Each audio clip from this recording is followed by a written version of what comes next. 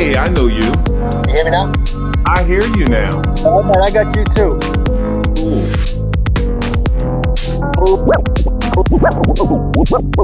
Holy shit, let me set this up. I hear you now. All right, I got you too. Cool. Cool. Cool. Cool. Holy shit, let me set this up. Let me set this up. I hear you now. All right, I got you too. Cool. Holy shit, let me set this up. Hey, Russ, how are you? What's up, man? I'm good. So do people actually call you Russ or Yeah.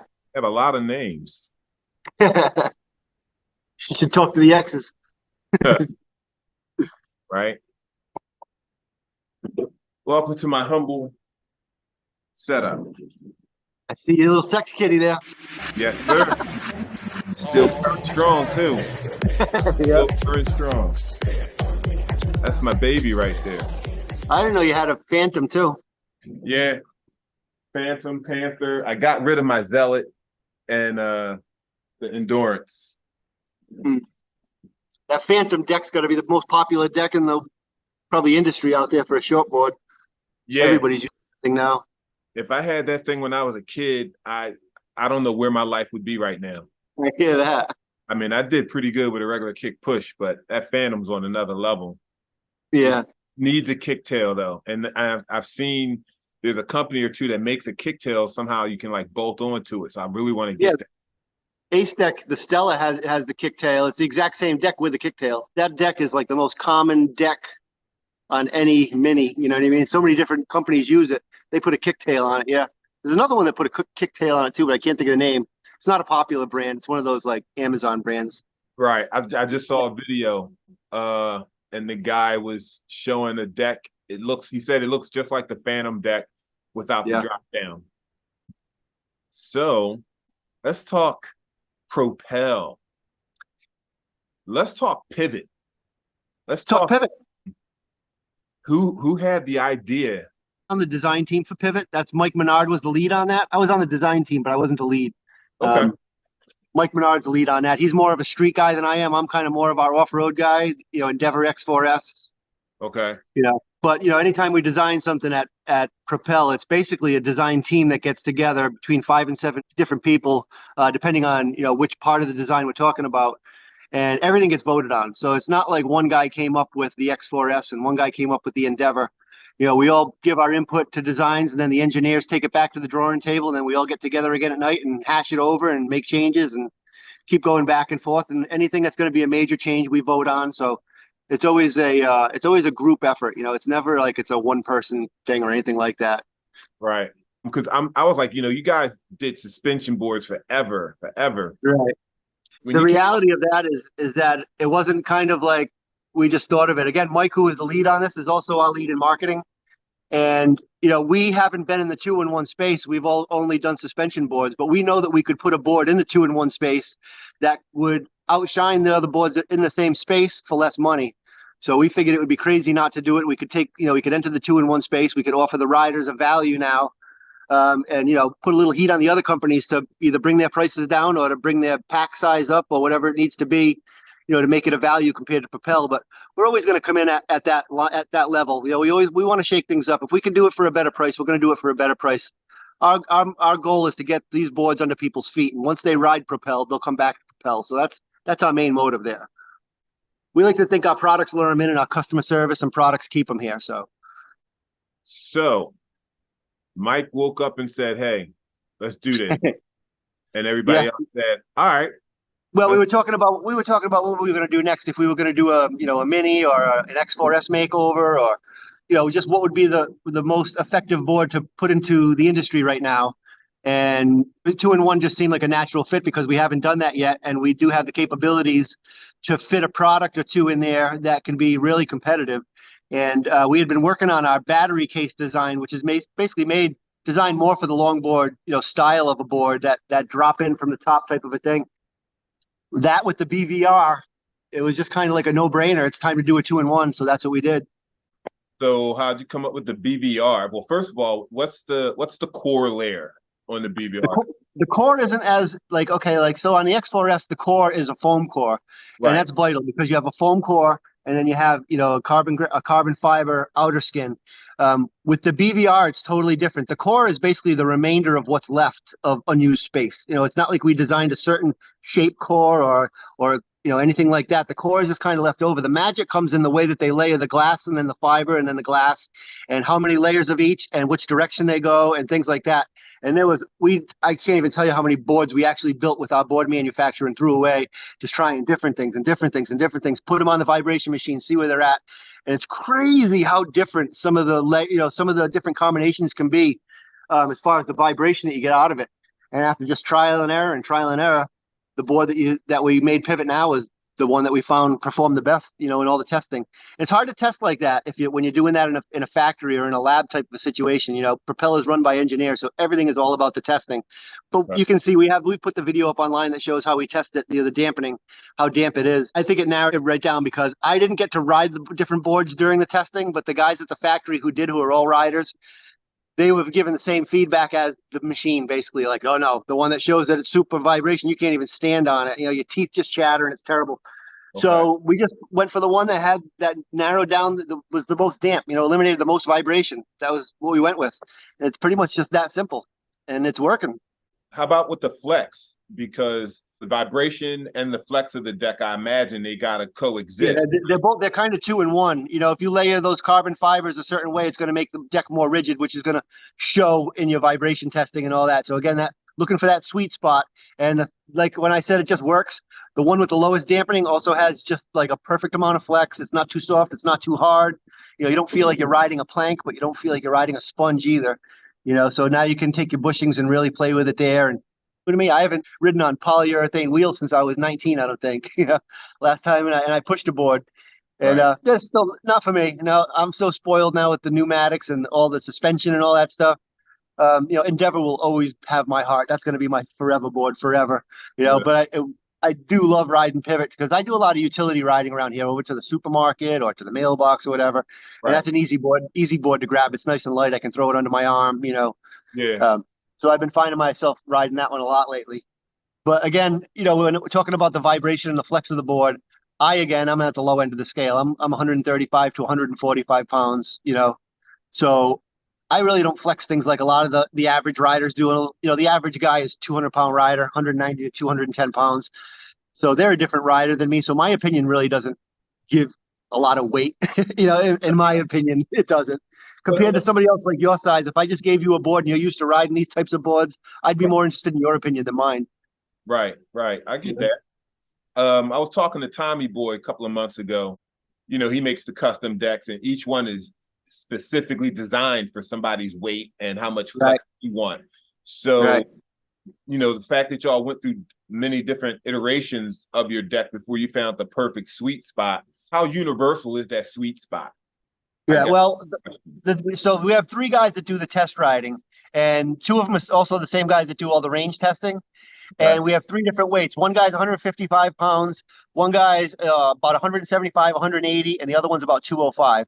Okay. So if all three sign off on it, it's a product. Got you. Okay. Well, that settles that. Yeah, and that's what it's their input that brings us back to the designing board too, not just what we see on the machines with the testing and stuff. Because they all have different ride styles too. So you got to try and take everybody's input and find out what's going to be that one universal tool, that everybody's going to be able to dial in for them. Got you. And I think we did a pretty good job with it, and especially considering it's our first 2-in-1, we learned a lot, and plan to see more stuff coming out that's not necessarily suspension. We have all kinds of stuff up our sleeve with some pretty wild, innovative stuff. We like to push innovation, but not too much, because then it becomes gimmicky and it becomes toy-like, and nobody wants to spend $2,000-3,000 on something that looks like a toy, or performs like a toy. So, but we have some stuff that's going to be some pretty interesting stuff. Let's just put it that way. The industry will be impressed, I think. But we have future plans. We have other boards coming out soon that we've been working on now that I really can't talk about, but we will be releasing boards as we go along, a little bit quicker now too. Okay. Than we have in the past. We've been slow to bring boards to market because of the engineering side of it. The company being run by engineers, test, test, test, test, test. And it drives me nuts because we just want to get the stuff on the market. But, it proves with the after sales care after and the breakage issues that all the companies have, ours are a lot less. We limit them and we can usually resolve them pretty quickly because of all the testing that we do earlier. It avoids a lot of that. So, it's tough for me to wait, but it's worth the wait. Yeah, I believe in that too. Yep. Because you guys made a stylish, powerful, versatile, built to last board in this pivot, and the deck is beautiful. I haven't seen it. I've seen the videos. I've seen a ton of videos, and I mean, I can't wait to see it in person. It's probably going to. Dude, it's like looking at a polished piano. It's so pretty. I mean, when I first pulled it out of the deck, I was blown away. And I've been looking at it for a year already. Okay. It was impressive. Definitely a pretty deck. Our big thing with the pivot though is value. That's the big thing we're pushing. We want to deliver boards that are Propel quality, but at a lower price than anything else that's comparable as far as specs and stats and stuff like that. That was our goal with Pivot, just to kind of shake things up and let people know that we don't just do suspension. And this is where we're at, and we're going to be doing it all. Y'all may have hit a home run. I mean, it looks like it. I can't wait to get on one and test it out and see everybody else's reviews and what they think of it. Because I was shopping for a few years before I actually pulled the trigger on my first e-skate, and I ended up going with the Zealot, and I listened to the community. Everybody said, you're big, you're 230, you're tall, you're going to need this type of motor, you're going to need this type of belt pulley system and all. And they were right. They weren't wrong. Yeah. They were right. And the Zealot ended up being the king of the streets for like 2-3 years. That was a great board. Backfire did a great job with that. It applied to so many people. Just a great board, a great beginner board, a great priced board, just a huge value. And as great as it was, as much as I loved it, from the moment I got it, I was like, well, it's still not a carbon fiber deck. It's still got these the boosted board EC here, the battery there. It didn't going off of curb. If you go off the curb the wrong way, you could really slam into the EC or the battery. Yeah. Whatever. So, I didn't want that. I really wanted a carbon fiber deck, a smooth enclosure deck. And I think even though that was your first board, you were still buying below your ability. You probably should have bought something that you wouldn't grow out of so quickly. Yeah. But you don't know until you get your first one. You don't know. Exactly. Now this pivot and the S and what is the S and the GT? Yes. I don't think I'd have grew out of that as fast. I know. I haven't run it full throttle yet. I know that. Exactly. I'm not a big high speed guy, but still, that thing's a rocket. It is. I'll ride 30 miles carbon the whole time and never go above 15. Yeah, well, I mean, maybe on some straightaways I'll hit 20. Yeah, little bursts. Yeah, but for the most part, I love carving. And the pivot's design and flow seems really smooth for that. The way it's the double kingpin trucks, the way you got the lights on and you can still twist and curve the board like to the max. That was a great design. How'd you guys come up with the lights? People don't understand how cool those little lights are. Couple little facts about those lights. We designed them ourselves. Okay. They're 1,800 lumens a piece, so that's 3,600 lumens on the board. Pretty much beats anything out there aftermarket rechargeable that you can add onto the board. Shred Lights makes a great product. Maybe not the sexiest looking thing, and you have to find ways to mount them. But they work with the riders, and they're a great company to deal with, and they're great for e-skate overall. But our lights we designed ourselves in house. Anything we can build in house, we build in house. And we wanted ours to be all metal, no plastic. We wanted them to mount where they won't rattle. That was a big key factor for us. And of course, you can't have wheel bite or toe bite. They can't be anywhere near that wheel biting or that get in the way of your toes when you're trying to maneuver on the board to turn a bit. So between where we mounted them, on Endeavor, and we learned a lot for that when it came to Pivot. And we just kind of followed suit and did the same thing on Pivot. And we'll probably use those lights on a few different models if we can, because they've just performed so well. Okay. And we haven't had any break, not one. We haven't had one returned yet. So I love how they mount on with the base plate and all. It looks really clean. Yeah, everything's metal. Yep. Okay, it looks really clean and strong. We even at the beginning, the first set that I had, the arms they were Endeavor ones. when they were trying to work with the actual lamp to find out what lumens they wanted, how big they could go with while still keeping it cool without having to add something that cools it. Right. And so the first ones that I had as a prototype that they sent me were actually carbon fiber arms, and those looked fat. Those were mean looking. The problem was that they don't dissipate the heat. You need that aluminum arm to work as a heat sink to bring the heat down to that aluminum battery box that it's mounted to. Gotcha. Now heat's not a problem at all, which is kind of a bummer because I really like the look of the carbon fiber ones. But, performance is everything. We want the lights to last forever is the point. And, so that was more important. But they used to have carbon fiber arms. Well, so speaking of lasting forever, the pivot battery has no wires. No, nope. So the way to think of that, if you're trying to picture that, is think of when you have like a transistor radio that takes batteries and you open up the back and you pop the cap off and you pop your batteries in. Yeah. Well, it's kind of the same thing like that, but with 21-700s or 18-650s. Okay. It's that kind of a setup. So all the wiring is internal. So there's no soldering, the stuff that normally there's your failure points in the batteries that we look at, these LiPo batteries, that are built in packs. When you have all that nickel soldering on top, there's no more of that anymore. Now it's all built inside. It's all designed to flex with the board as it flexes because it's all compartmentalized. They've been working on that for almost 2 years now. Even when we were designing Endeavor, we had a side team that was working on that, knowing that eventually we would go into longboards eventually, and that technology would also transfer over to bigger packs that we're going to build with our off-road boards in the future. So hopefully we're looking to be kind of leaders in that kind of a technology where hopefully the other battery companies will stop following us and we'll see more safer products, on the road for everybody. Okay. Yeah, the battery is that's crazy. 864 watt hours, right? Yep. That's the GT? That's the GT, yep. And then 550, I believe it is in the S. 799. That is a lot of juice. It is a lot of juice, especially with a 70 amp EC in the GT. It'll scare you. It's some power there. Mm-hmm. Again, I'm small, so when I punch it, the boards just want to go. I was built for motocross because I'm so light. Anything you put me on just wants to fly. It's just a question of if I have the cojones to do it just yet. I like to learn the board before I go full throttle. I like to ease into it. I got to be careful out here too. I have my sister to take care of who's paralyzed, so I can't get hurt.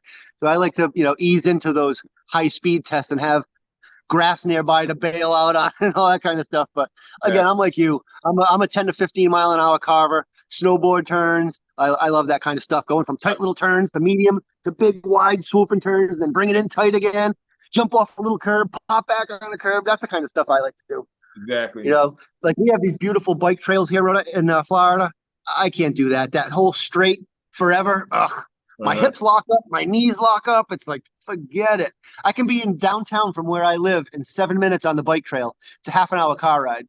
Oh, wow. And I don't do it. I don't do it because it's just too much on the hips, too much on the legs. Okay. I can't go straight. I'm too old. 56. Yeah, I'm 53. I know the feeling. 53. There you go. I fell the other day and I rolled with it and got right back up. I had a lot of training when I was young in jiu-jitsu. And one of the things we always taught was, how to keep the momentum and use the energy and all of that. Yep. So tuck that shoulder. Yeah, right. It translates very well to skateboarding. Very well. But the recovery doesn't. The older you get, that recovery gets slower and slower. Yeah. Can't you just fix it with another couple more beers and get back up? Yeah. I should have stopped at one. Yeah. All right, so we got the custom Bravia wheels. The Bravura rims, those are all CNC'd out of solid chunk of aluminum. It was a plastic rim before in the Endeavor 1 series. Even the Pro used the plastic rim. But when we came out with Endeavor 2, one of the things we did was we put a custom aluminum rim on all of our boards now. So you can upgrade to the Monaco, which is the colored rims. The Bravura is the one that comes stock now. It's the stock aluminum rim.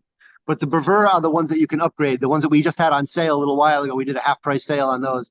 The gold one, the blue one, and the red one. Mm-hmm. We were hoping to come out with more designs, but those didn't sell that great. We sold some, but they didn't fly off the shelves where there was a need to put more designs out there just yet. As we put more different models out there, though, then I think it'll be cost justified to do at least another line with another look, and then offer it in the 3 colors again.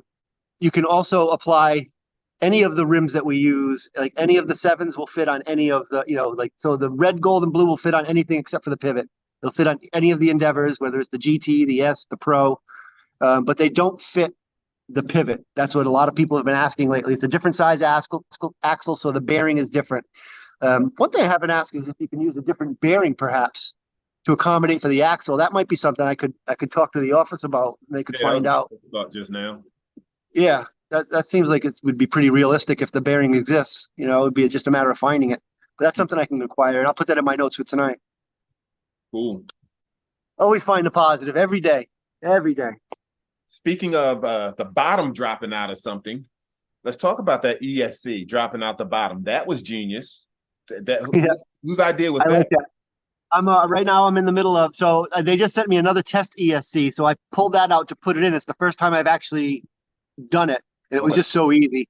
So I wanted to do it first once before I make a PVG on that. But that's going to be the next PVG I do, is how to switch out an ESC. Because we're also, we work with Lingy closely. The ESCs that we have are actually a collab. It's not an ESC that any other company can buy. It's made for pivot. It's a 70 amp ESC and then a 55 amp for the Pivot S. But we're finding with the 70, if you're not really a experienced rider, it could be a little too much. That 70 amp, some of the throttle curves are really aggressive. So we're also playing with, toning those down a little bit and then just leaving the pro mode to be the one that scares the hell out of you. Right. Because now even mid and high, if you get on it at the right time, it's almost like, I don't know if you remember the old Saabs in the 80s and the 90s. If you get on the gas at the wrong time, the turbo would kick in at the wrong time, and next thing you know, you're rear ending the people in front of you. It's kind of got that same kind of a feeling to it. So we're working with Lingy just to see, if there are any other options we can work with to try and provide other options for riders who don't necessarily ride so aggressively. For under $100, they could switch out an ESC in under 10 minutes, hopefully, with the look of it with this new system.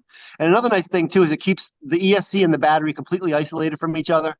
It allows the battery to especially be completely isolated from weather, because you can just leave it sealed. And every time you open the board, you're not exposing everything. Whenever you pull the top off a board to get at something, you're usually exposing everything.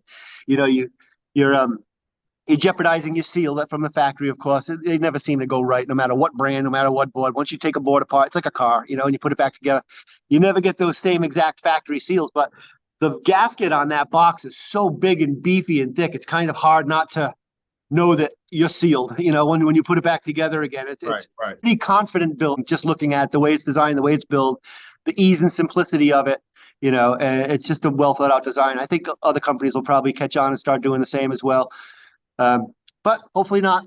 That's one of our innovative things. We're gonna do things different no matter what everybody else does, though. So we don't really march to anybody's drum but our own. Yeah, I just replaced the ESC. I fried one at eSkateCon last year. I put it on the wrong charger, and then the board charged. I'm like 5 hours later, the board ain't charged. Oh my God! Don't tell me I just did something stupid. And of course, you're at eSkateCon, right? Yeah. And it was fine, but a few months later, the remote started kicking up all sorts of weird numbers, and I'm like, okay, yeah, it didn't come out of that unscathed. Yeah, so, time to swap.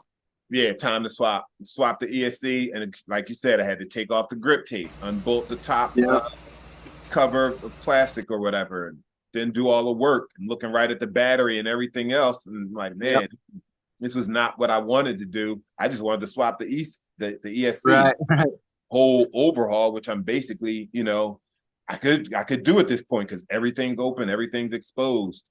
Right. Yeah. The idea to do that, it was kind of twofold. Input came from two different places. Number one, you'll see a lot of the boards underneath some of the lower end boards, how they have a separate ESC and a separate battery, plastic compartment. Just the idea of separating them in general. And then the ESC and the battery are already separated. We like the idea of keeping the two of them apart, because if you have to work on your battery, last thing you want to do is happen to drop a little screw onto something and short something out in your ESC. Where keep everything separate is just safer, easier to maintain. But the second point of input was we had a lot of feedback from our X4S riders, and I don't think you're familiar with our X4S, but with the X4S, if you take the deck off, there's a battery box, and the battery loads from underneath. Okay. So if you don't have a battery in it, you look right through the center and you just see the ground. The Okay. ESCs sit on top of that, pointed down. Where most ESCs sit on the bottom facing up, these sit on the top of the box, pointed down. So no matter what water goes in the box, can't drip onto an ESC. Yeah. ESC is the ceiling of the box, you know. But the whole point of it being um, separate and waterproof like that, where it can be totally separated, and just the placement of it can make a big difference as far as when you go to replace it. You don't have to go digging everywhere. You just pop your deck off. It's right there. Snap, snap, drop it on the top. It just sits there. It's not glued in. It's not screwed in. It's not anything. But people always liked, well, they complimented the ease of that. So the whole idea was to make this as easy as possible, make it as easy as a quick drop in, plug in, plug out, couple screws, and you should be rolling again. Especially for things like eSkateCon, where there are other ESCs around where you can do a quick swap and somebody has something you can throw in. You don't want to spend half the day doing it and maybe ruin your gasket and then it's all for nothing, and all that kind of stuff. There's a lot of little things. These are things that a lot of the everyday, the most common buyers don't think of. But the guys who ride like we do, the enthusiasts, the people that are on Facebook, that are in the groups, it's big to them. These little things, they make a big difference to the people who these boards are, an everyday part of their life. It makes a difference. Working on the board should be easy. That's been one of our biggest things at Propel. That's why we do these tutorials in the garage, is not just to have it there for you, but to show you how easy it is, so people can see that before they buy, so they're not intimidated by it. Okay. A lot of the work, it's all easy work. It's all, our demographic is what, 45, 50 years old. We've all handled tools. We all know what we're doing, the basics. Yeah. You just need to be seeing the order. Just need somebody to show you the order, where the screws are, what not to do, what not to take off, what to unplug, not unplug, just the little things. But it's a big help. Yeah, because when you pop it and you see 30 wires going different directions, and the biggest, and you've got light kits in there. You're like, don't let them touch. Yep. Don't pop a tool. Don't do anything stupid. First thing, unplug your battery. First thing you do is unplug your battery. Yes. Everybody. First thing you do, unplug the battery. Anytime you take your deck off, I don't care what you're doing, unplug the battery. Yeah.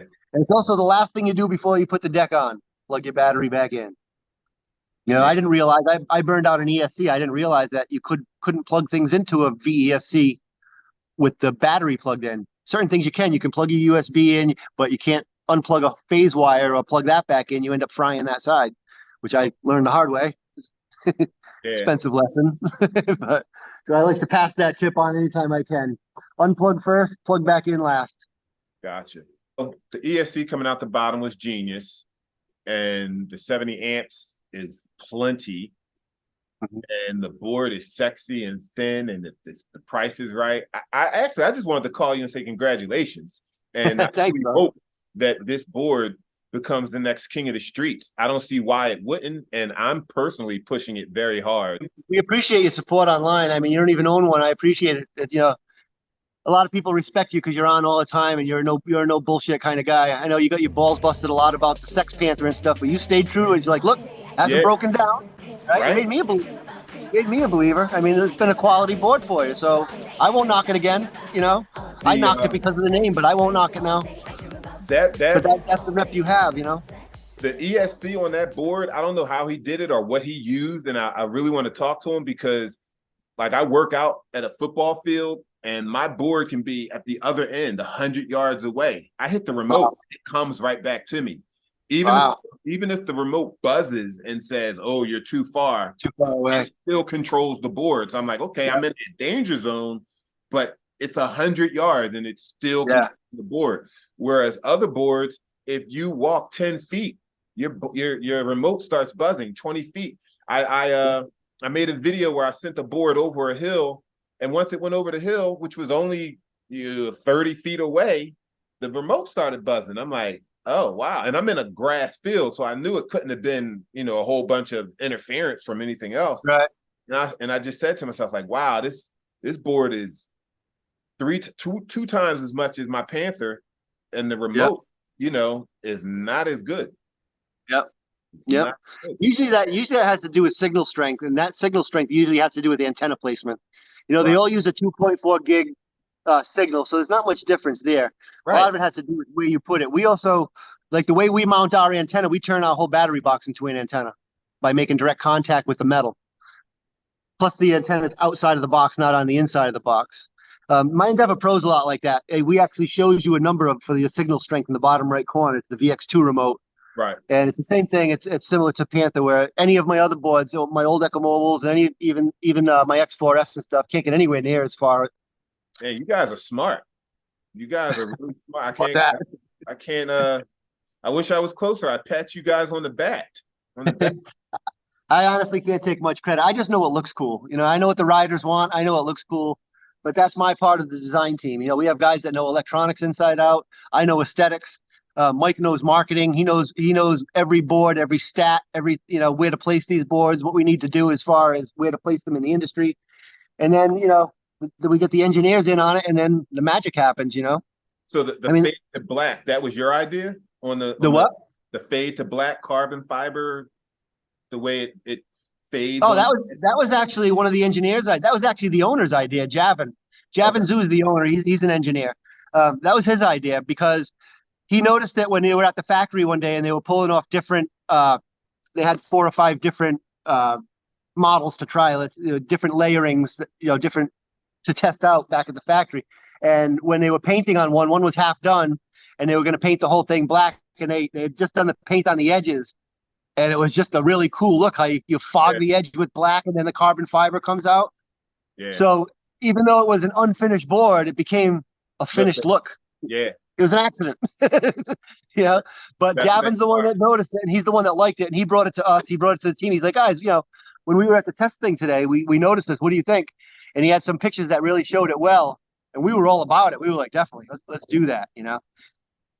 See, me that stuff scares me because I trash everything I own. I beat the hell out of everything. If it survives me, it's a good product. So when I see something that's all pretty and shiny, I get nervous because I know I'm going to make it ugly soon. But that board, I've kept it pretty nice. I haven't bottomed out on it on anything yet. Again, I use it mostly for utility, so I know where I'm riding. It's road stuff. I just shoot over to the market and stuff like that. But it's still pretty.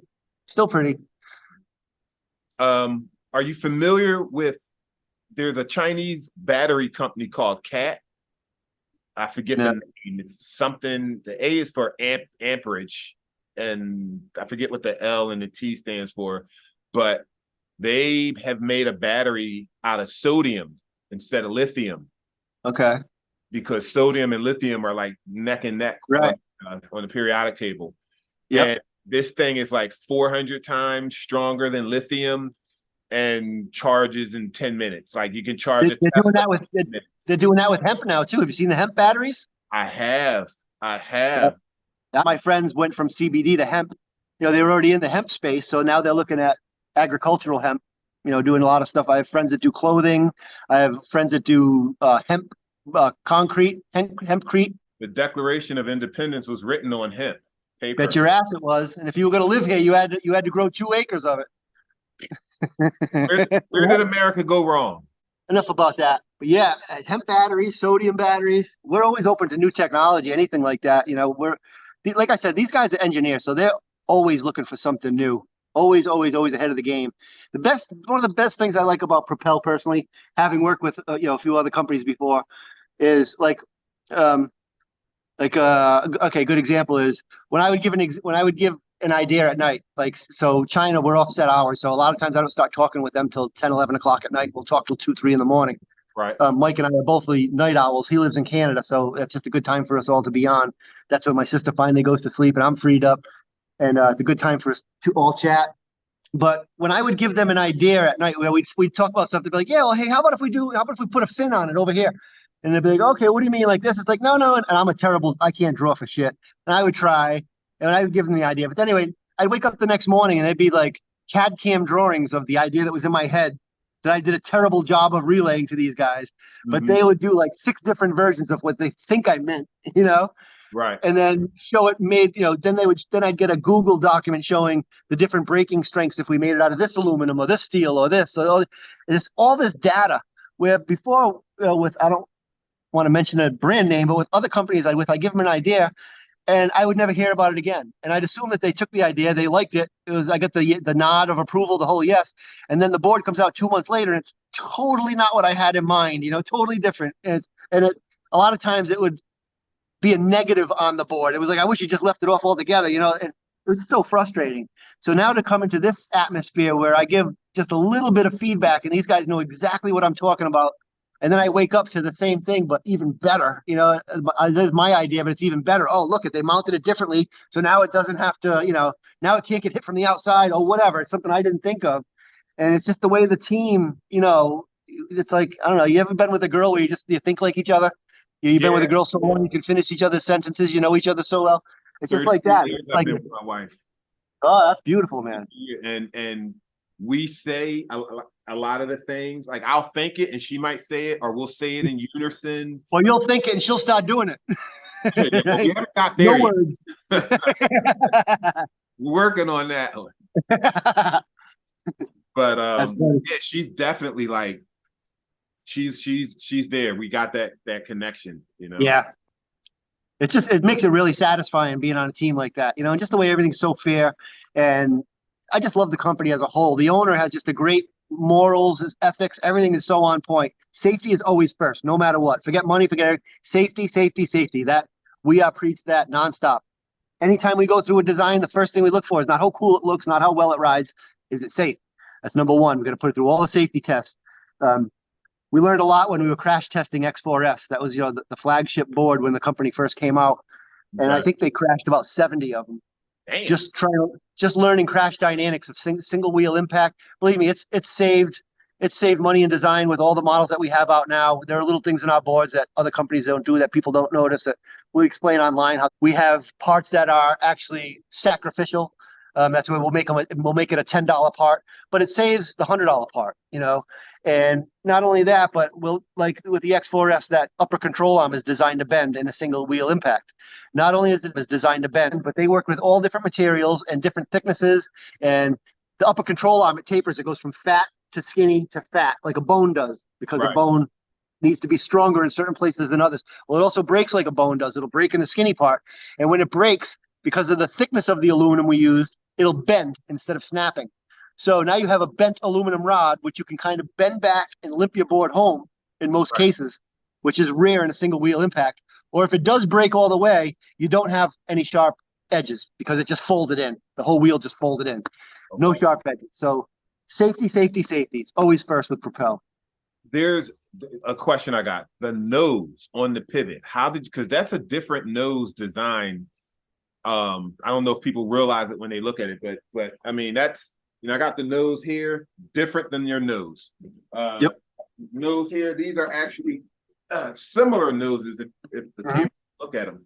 But you guys got a really interesting nose. It's one of the first things I noticed when I look at a board at the deck. It's, you know, because you can't really see if it's a W concave, this, that, and the third. So yeah. The idea behind there wasn't a lot of thought put into the nose. The only idea was that, again, the lights are primary. We're going to make the nose to fit the lights best. And we wanted it, it's kind of all designed together. You know what I mean? It's like, not like we designed a nose, then we designed a light kit. We wanted everything to be integral, one piece, all one unit. So it looks like it's all meant to be there, as opposed to add-on lights later. You know, they don't look like they're supposed to be there. We wanted it all to be integral. How about the strength of the nose? Because, you know, that's where a lot of decks break all the time. Again, that's something that we won't know until there are enough of the boards out there, enough people on them beating them up, because we can test them and we can put them, you know, on our machines that show pounds and of how much pressure and stuff. But until you get them in real world use and see if they start breaking, you really won't know. It's super strong. I don't think I could break one personally, but I don't know if a 250-pound guy could. You know what I mean? Coming off a curb or whatever. Again, it just has to be put into real world use, which we just haven't seen yet, to be honest with you. I have confidence in it personally. M-Boards, when they designed their endurance deck, they did a lot of weight tests to make sure it was strong enough. And like you said, coming off of a curve, you know, when a person's 250 and then they come off a curve that's 6 inches high, now they ain't 250 no more. Now they're now you're looking at 1,000 pounds of force. You know, it's not 1,000 pounds of force. So yeah, so that was one of my questions. I was really interested in the nose because it did look so different. And I know that you guys put so much technology with the fiberglass and the core and just how it's all laid. So I was wondering if y'all really Was that a specific area where y'all paid attention to, or? Yeah, well, obviously we know that that's the weak spot for boards like that. We want to make that strong. So the layering there is significant while we still maintain the flex. But again, until we test it, Right. I will say this, and this stays between us because if the boss found out, he'd be pissed. But I hopped off the board, my pivot the other night, just talked to my neighbor who was going into his door, and I wanted to catch him real quick. And my other neighbor, oh snap, the neighbor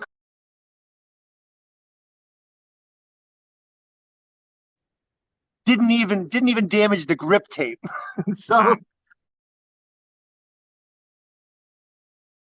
Not even a scratch on the board, nothing wrong with it. You couldn't even tell. Wow. I was like, oh God, I haven't even done the PVG on it yet. It's like, oh no. Right. And I looked at it, not even a scratch. I was like, oh God. That's good. So, that's good. Yeah. Well, that's real world testing. That is officially real world testing.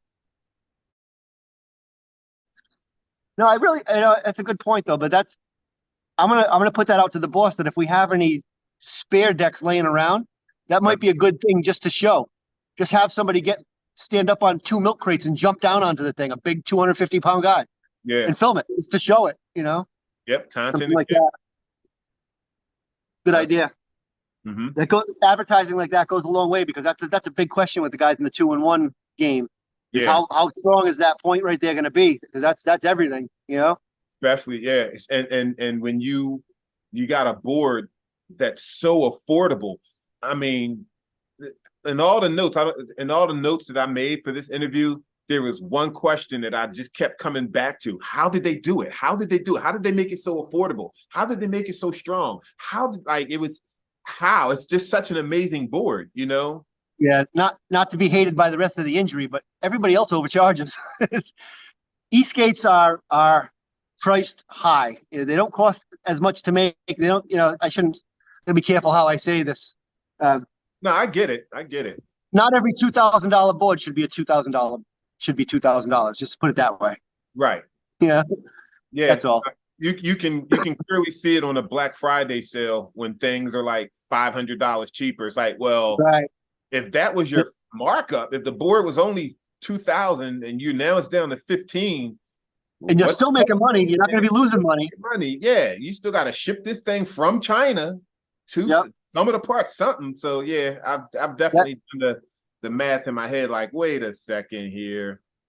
We took a lot of heat for our pricing when we first came out because a lot of companies include shipping and we didn't. That was mainly my idea, and I kind of forced that on the group. Not forced it, but I was pretty adamant about the fact that I wanted to keep it separate because I want people to know that you're paying $17.99 for this product. The shipping is $200, okay?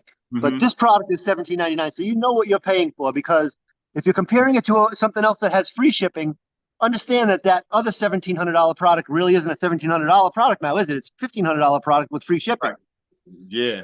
So I kind of wanted to show the difference, but then people got mad that it wasn't free shipping. So it was just an effort to be transparent. Yeah, it was we just wanted to be upfront about it. It's one of the big things that when I came on board, and one of the conditions of me being with the team was integrity is everything where I'm from. I've skied on the U.S. ski team. My name means something to me. I've worked for other companies, and if I tell somebody something, I either believe it to be true myself, or I'll stand behind it 100%. Either way, and that had to be first and foremost with anything we do. So some of the ideas I had were like adding the stats, having 2 different weight riders, and showing the mileage for 2 different weight riders instead of just the range for one 100-pound person in low.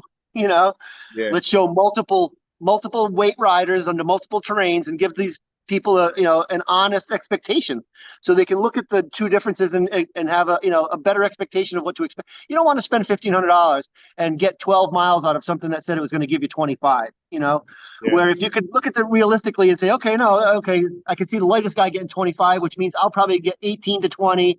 And then you end up getting 21, you're a happy customer, Whereas if you think you're going to get 28, 29 and you come in with 21, you're not a happy customer. So we try and be really upfront with the stats and be as honest as we can.